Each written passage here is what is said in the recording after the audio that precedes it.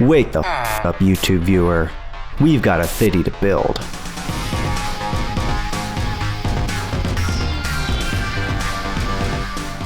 What's poppin' gamers, it is me, Leon, with a brand new 7 quick tips video. Today is a very special episode. We're going to be covering one of my favorite styles, cyberpunk. The past 2 updates, Caves and Cliffs Part 1 and the Nether update, have been amazing for cyberpunk builders. If you want to know more, stick around and find out. Also, if you've got a really good theme or idea for a new 7 quick tips video, leave a comment down below. There's a solid chance that the highest upvoted comment will be the topic of my next video. With that out of the way, let's dive right into 7 quick tips for cyberpunk builds in Minecraft.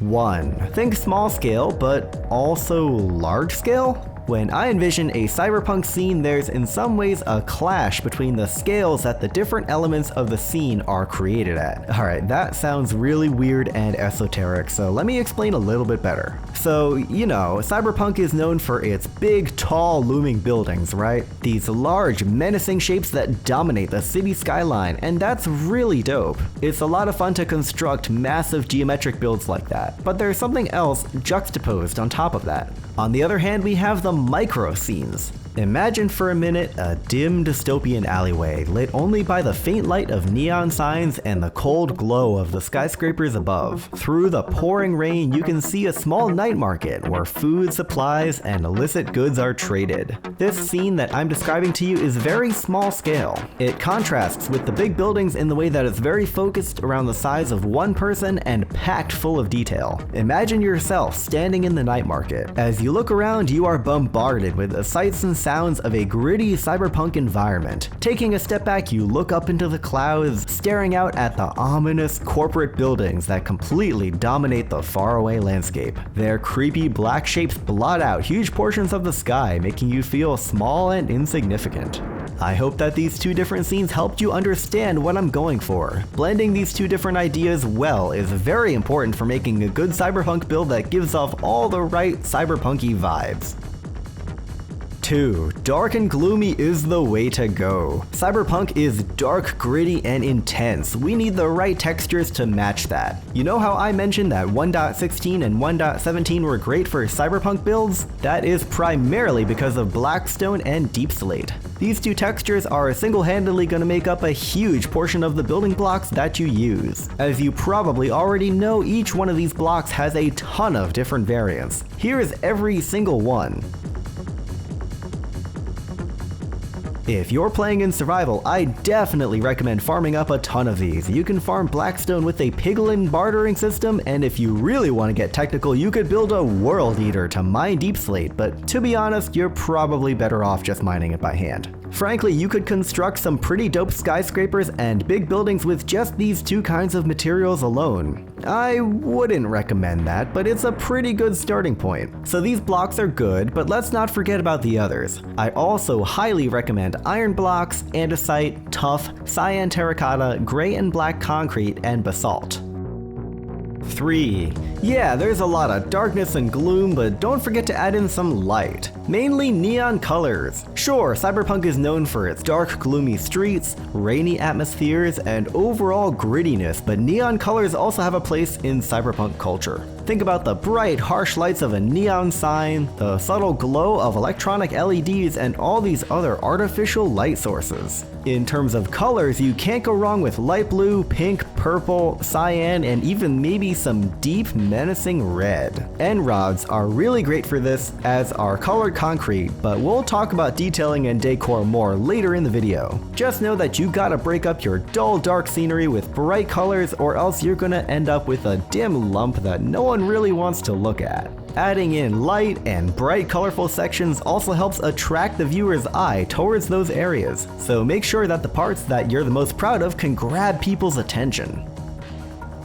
4. Build up as much as you build out. Cyberpunk is synonymous with big cities. No one is going out here and making a cyberpunk country farm. That just ain't it. Also, most Minecraft players don't really build up. You might build a 2 or 3 story house, or maybe some big castle walls, but no one's really building up more than they build out. That's where you gotta be different for good cyberpunk. To truly get those claustrophobic dystopian vibes, you gotta make tall skyscrapers, tiny alleyways, and multi-level terraced buildings. This dizzying verticality is gonna be a huge improvement to the feel of walking around your build. If you can see out past the end of your project, put in some big buildings even if they're barren and empty. The more crampedness you can impose on the viewer, the better.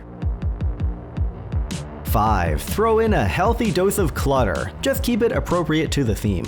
Yeah, so it ain't cyberpunk without garbage piling up in the streets, scrap metal everywhere, and overall just a lot of stuff. I mean, come on, we're building a dystopian ultra-corporatist consumerist society here. Think about how much garbage we already produce in our first world countries and scale that up by like a few more times. Yeah, cyberpunk ain't exactly the best society to live in, but I digress. Decor blocks are the way to go in cluttering your build. Just make sure to keep it theme appropriate. No one's walking around the streets of Cyberpunk 2077, Blade Runner, or Deus Ex and finding crafting tables and fletching tables just lying around. Try using end rods, chains, anvils, cauldrons, blast furnaces, iron trapdoors, iron bars, cobwebs, dead bushes, buttons, hoppers, and any other kind of decor block that gives off a metallic, dead vibe.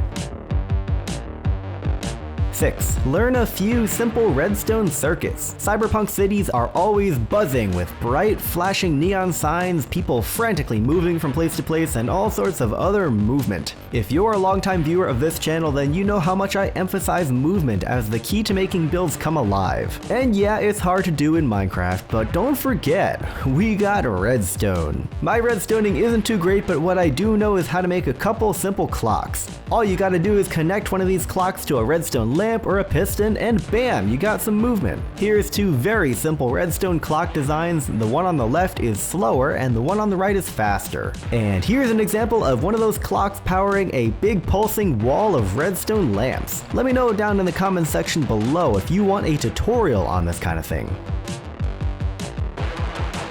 7. It's all about the atmosphere. At the end of the day, cyberpunk is a really crazy and wacky aesthetic that, let's be honest, doesn't really mesh well with vanilla Minecraft. Sure, you can do all these things that I just said, but sometimes we gotta go a little bit further than just putting down blocks. Let's talk about lighting and shaders. Cyberpunk is at its best at night in the rain.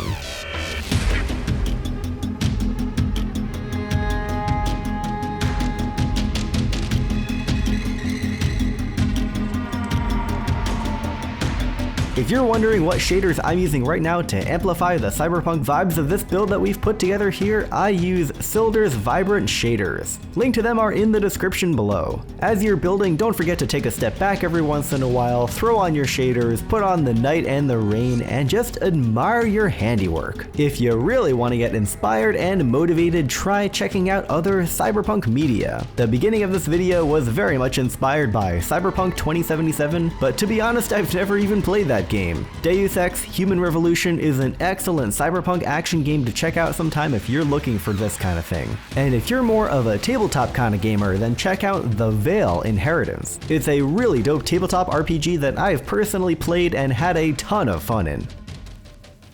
Alrighty fellas, I hope all you lovely people out there enjoyed the video. Thank you for watching to the end, I really appreciated it. If you liked what you saw, please like the video and hit that subscribe button so I just get a little bit more of that delicious YouTube clout. Until next time, have a wonderful day my dudes, and stay tuned for more 7 quick tips. Peace.